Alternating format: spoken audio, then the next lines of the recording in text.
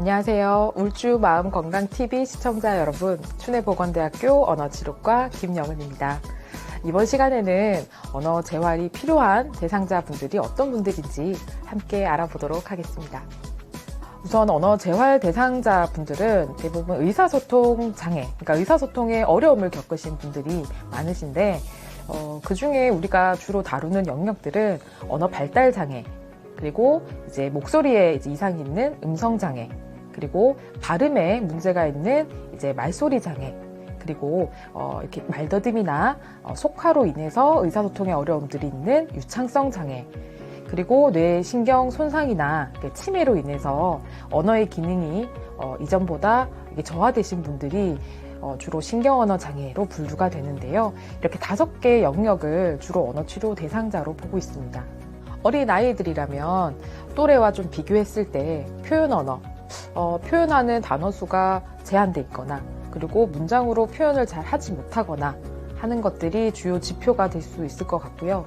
그리고 말소리를 들었을 때 뭔가 말더듬처럼 현상이 나타나거나, 그리고 아이가 목쉰 소리나 아니면은 목이 뭔가 통증을 호소한다면은 가까운 이비인후과를 먼저 가시는 것도 좋고, 관련된 전문기관을 먼저 방문하시는 것이 좋습니다. 그리고 아이들 같은 경우에는 심리적인 문제로 인해서 언어 발달이 느려지는 경우도 있습니다. 그래서 관련된 기관을 가셨을 때 언어뿐만 아니라 다양한 영역에서 발달이 골고루 잘 이루어지고 있는지도 확인해 보는 것이 필요합니다. 근데 요즘에는 영유아 검진이 워낙 활성화가 잘 되어 있어서요, 조기 발견이 잘 되는 편이고, 그리고 그 영유아 검진에서 주로 이렇게 언어 치료로 의뢰하시는 경우도 많습니다. 그래서 정기적인 영유아 검진을 받으시는 것도 저는 적극적으로 추천드립니다. 그리고 많이 의뢰될 수 있는 또 부분이 이 말더듬이라는 건데요. 사실 말더듬은 아동기에 많이 출현을 합니다. 근데 어떤 일부의 아이들은 자연스럽게 또 회복을 하는 아이들이 있고, 근데 이게 또 잠재되어 있다가 청소년기나 성인기에 들어서 이게 갑자기 또 발현하는 경우도 종종 있거든요. 그래서 특히나 성인 같은 분들은 직장에 취업을 하고 혹은 미팅 자리를 나가서 이 말더듬을 굉장히 호소하시는 분들이 있어요. 그래서 뭔가 상황에 이렇게 부탁드렸을 때, 뭐 전화를 받는다거나 상사랑 대화를 한다거나, 그리고 어떤 특정한 여성을 만났을 때, 남성을 만났을 때 극도로 말하는 게 어렵고, 그리고 뭔가 숨이 막히고, 그리고 성도에 뭔가 꽉 막힘을 느낀다라고 하면은 말더듬의 증상일 수 있으니 그것도 전문기관에 한번 찾아가 보시는 것을 권해드립니다. 그런 속설들이 많이 이제 있었는데요. 사실 그렇게 되면 반대로 말더듬이 아닌 정상적인 발화를 따라해서 다시 돌아와야 하는데 그렇지 않은 경우가 많죠. 그렇기 때문에 사실 그 속설은 그렇게 근거 있는 말은 아니라고 전문가들은 보고 있습니다. 원래 그 삼킴의 기능을 하는 기관들이 이 언어를 산출하는 기관이랑 굉장히 가까이에 있어요. 우리가 크게 해부학적으로 봤을 때 이 후두, 이거를 중심으로 해서 이 측면으로 바라보면 앞쪽이 기도가 있고 뒤쪽이 식도가 있거든요. 그래서 앞쪽으로는 우리가 공기길이라 그래서 소리길, 우리가 말소리를 산출하는 이제 기관이고, 그 뒤쪽으로는 식도가 있어서 우리가 음식물을 씹고 삼킬 때는 식도로 음식물이 넘어가고, 숨을 쉬고 입으로 숨을 뱉을 때는 기도로 공기가 왔다 갔다 해요. 그래서 어떻게 보면 삼킴 기능을 잘 먹고 잘 씹는다라는 것은 또 말을 잘 할 수 있는 능력이 될 수 있기 때문에 이 삼킴 기능도 사실 굉장히 살면서 중요한 기능이고, 그리고 이게 또 중재의 대상이 되기도 하죠. 삼킴 장애는 주로 이제 병원의 환자들이 주로 의뢰가 되는데요. 여기에서 삼킴 장애를 중재하는 입장에서 보통 운동치료나 삼킴 중재, 삼킴 재활 이런 것들을 주로 언어치료사가 중재하는 경우가 좀 많죠. 근데 지금 현장에서는 주로 작업치료사가 좀 많이 하고 있습니다. 보험 관련된 문제 때문에요.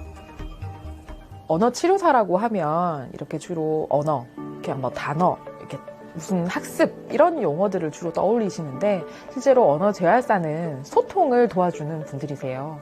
그래서 의사소통을 우리가 주로 말로 하기 때문이고, 언어라는 그 기능을 또 인간만이 할 수 있기 때문에 그걸 주로 사용하는 것이고, 그래서 그거를 통해서 소통을 돕고자 하는 것이지, 우리가 언어 자체에 너무 이렇게 집중되어 있고 학습에 집중되어 있는 것은 사실 아닙니다.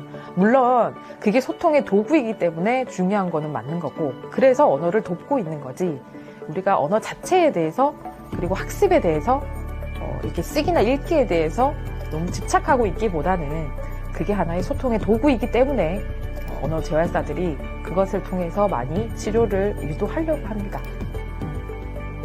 특히 이제 뇌졸중이나 치매로 인해서 이제 몸이 불편해지신 노인분들 같은 경우에는 언어 치료를 받는다라는 것 자체를 굉장히 꺼려하세요.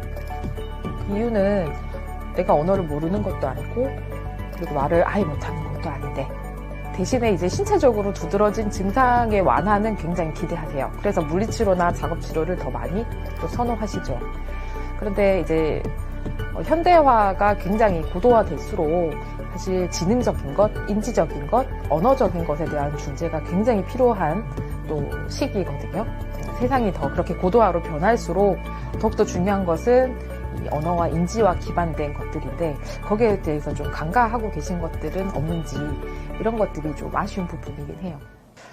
구체적으로 그런 분들이 대상자로 저희가 뭐 선정을 하거나 이렇게 바라보지는 않고 있는데요.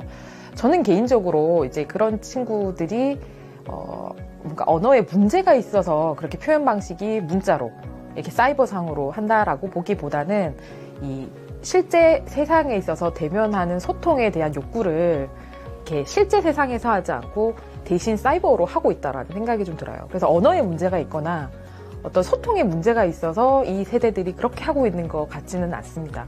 충분하게 자기의 의사소통 욕구를 표현하고 있고 그 공간에서 표출하고 있기 때문에 그 자체가 문제가 된다기보다는 실제 생활에서 이 학생들과 지금의 그 세대들이 이 현실 세계에서 소통을 잘할 수 있는 방안들을 좀 고려해야 되지 않을까라는 생각을 좀 해봅니다. 대부분 많은 사람들이 다 그런 것들을 가지고 있잖아요. 카메라 울렁증, 대인 울렁증, 그죠? 그런 걸 가지고 계신데 그거는 모든 사람들이 겪을 수 있는 것들이고 이제 이거랑 좀 대비되게 말더듬 같은 경우에는 그걸로 인해서 일상생활이 너무 힘들어지고 그리고 타인으로부터 뭔가 의사소통에 방해를 받게 되는 요인이 돼요.